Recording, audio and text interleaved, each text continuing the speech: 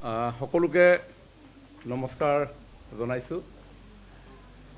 অসম চৰকাৰে অসমৰ বৰ্ণাঢ্য লোকসংস্কৃতিৰ বৈভৱসমূহৰ সংৰক্ষণ, সংবৰ্ধন, প্ৰচাৰ আৰু প্ৰসাৰৰ জৰিয়তে বিশ্ব দৰবাৰত ইয়াক প্ৰতিষ্ঠা কৰাৰ লক্ষ্যৰে কেতবোৰ কাৰ্যসূচী গ্ৰহণ কৰি আহিছে, যাৰ ফলশ্ৰুতিত সমূহীয়া বিহু নৃত্য পৰিৱেশন, বিহু বিনন্দিয়া আছিল এটা অন্যতম গুৰুত্বপূৰ্ণ আমাৰ কাৰ্যসূচী।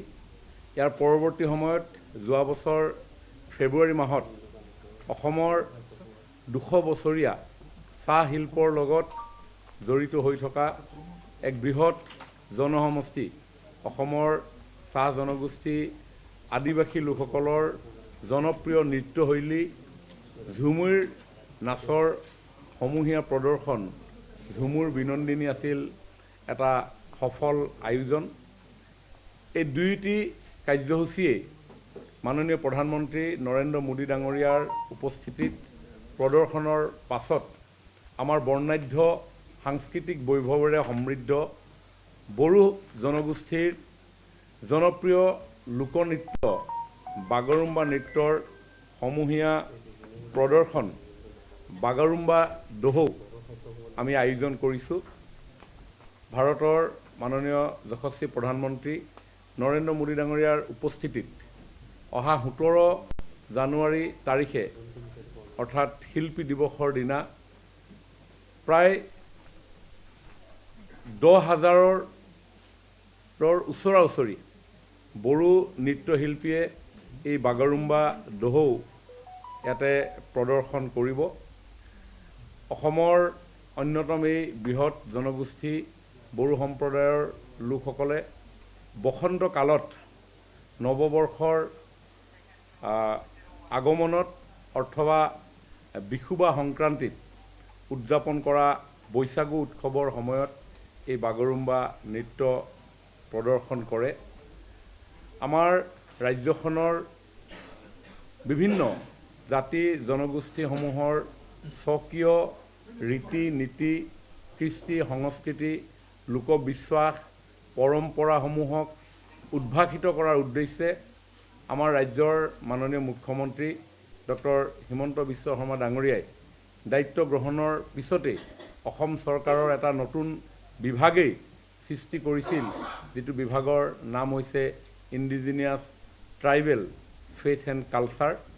এই ইণ্ডিজিনিয়াছ ট্ৰাইবেল ফেইথ এণ্ড কালচাৰে অসমৰ প্ৰতিটো জাতি জনগোষ্ঠীৰ স্বকীয় বৈশিষ্ট্যক উজ্জীৱিত কৰি তোলাৰ প্ৰয়াসেৰে কাম কৰি আছে আৰু সমান্তৰালভাৱে বৃহৎ আয়োজনৰ জৰিয়তেও অসমৰ কৃষ্টি সংস্কৃতিক বিশ্বৰ নাগৰিকৰ সন্মুখত উপস্থাপনৰ প্ৰয়াসেই হৈছে বিহু বিনন্দিয়া, ঝুমুৰ বিনন্দিনী অথবা বাগৰুম্বা দহৌ, যাৰ জৰিয়তে এই বৃহৎ বিশ্ব মানৱৰ আগত আমাৰ এই অসমৰ জাতিসত্তাসমূহৰ স্বকীয় সংস্কৃতিক উদ্ভাসিত কৰাৰ লগতে তেওঁলোকৰ দৃষ্টি আকৰ্ষণৰ জৰিয়তে অসমখনক যাতে নতুনকৈ সেইসকল লোকে এক্সপ্ল'ৰ কৰিব পাৰে, অসমৰ সম্ভাৱনা সম্পদসমূহৰ বিষয়ে বিশ্ববাসীয়ে জানিব পাৰে, অসমৰ জৈৱ বৈচিত্ৰতাৰ পৰা আৰম্ভ কৰি আমাৰ ইতিহাস, আমাৰ প্ৰাকৃতিক প্ৰাচুৰ্যতাৰ বিষয়ে তেখেতসকলে ধাৰণা ল'ব পাৰে। এনে বহু দৃষ্টিভংগী লৈ এই অনুষ্ঠানসমূহক আমি উপস্থাপনৰ দিহা কৰি আহিছোঁ আৰু সমান্তৰালভাৱে বিশ্ববাসীৰ মনোযোগ আকৰ্ষণৰ লগে লগে সমান্তৰালভাৱে আমি আমাৰ নিজৰ ৰাজ্যখনৰ ভিতৰত থকা লোকসকলৰ মাজতো এক সদ্ভাৱ, সম্প্ৰীতি, সমন্বয়ৰ বাৰ্তা দিয়াৰো উদ্দেশ্য এই কাৰ্যসূচীসমূহত নিহিত হৈ আছে। আজি বাগৰুম্বা দহৌ এই কাৰ্যসূচীত আমাৰ সমগ্ৰ ৰাজ্যখনৰ 23খন জিলাৰ 81টা সমষ্টিৰ শিল্পীসকলে অংশগ্ৰহণ কৰিছে। এই যে 23খন জিলাৰ 81টা সমষ্টিৰ শিল্পীসকল ইয়াতে একেলগে গুৱাহাটীত যোৱা 12 তাৰিখৰ পৰা সমবেত হৈ আছে, তাৰ ফলত ইজনে সিজনৰ লগত মনৰ ভাৱ বিনিময় কৰিবৰ কাৰণে সুযোগ পাইছে।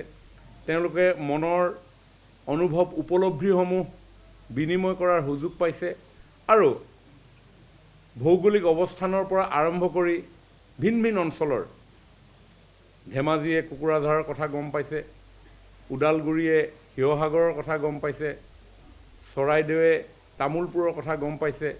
এনেধৰণে আমাৰ শিল্পীসকলৰ মাজতো এটা শক্তিশালী বান্ধোন আমি অন্তৰ্দৃষ্টিৰে যদি চাওঁ, সেই কথাও আমি উপলব্ধি কৰিব পাৰোঁ, যাৰ ফলত হাতে হাত ধৰি সমগ্ৰ অসমখনক আমি আগুৱাই লৈ যোৱাৰ এইটো এটা আমাৰ আন্তৰিক প্ৰয়াস। বাগৰুম্বা অসমত বড়ো সমাজৰ এক অন্যতম গুৰুত্বপূৰ্ণ আৰু জনপ্ৰিয় পৰম্পৰাগত লোকনৃত্য, সেই কথা আমি সকলোৱে গম পাইছোঁ। শস্য আহৰণৰ পিছত এই অনুষ্ঠান বড়ো সমাজে আয়োজন কৰে। খাম, চিফুং, চেৰজা, জঠা,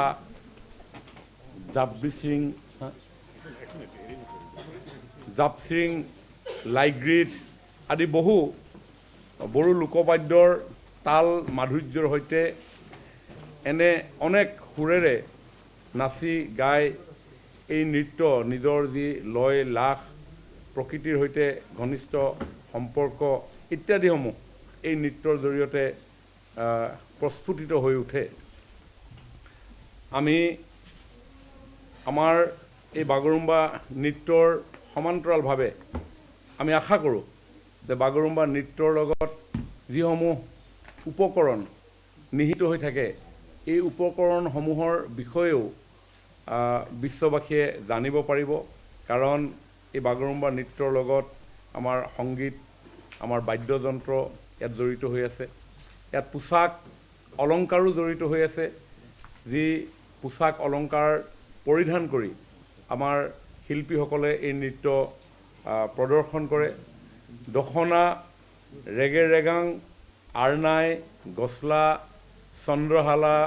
চন্দ্ৰহালা মালা, আচান গাঠা, ফুলকৰি খেৰা, ফুটা, কপালত লোৱা ফুট, বিবাৰ, চুলিত যি পিন্ধি লয় তাক ফুল, তাক বিবাৰ বুলি কয়।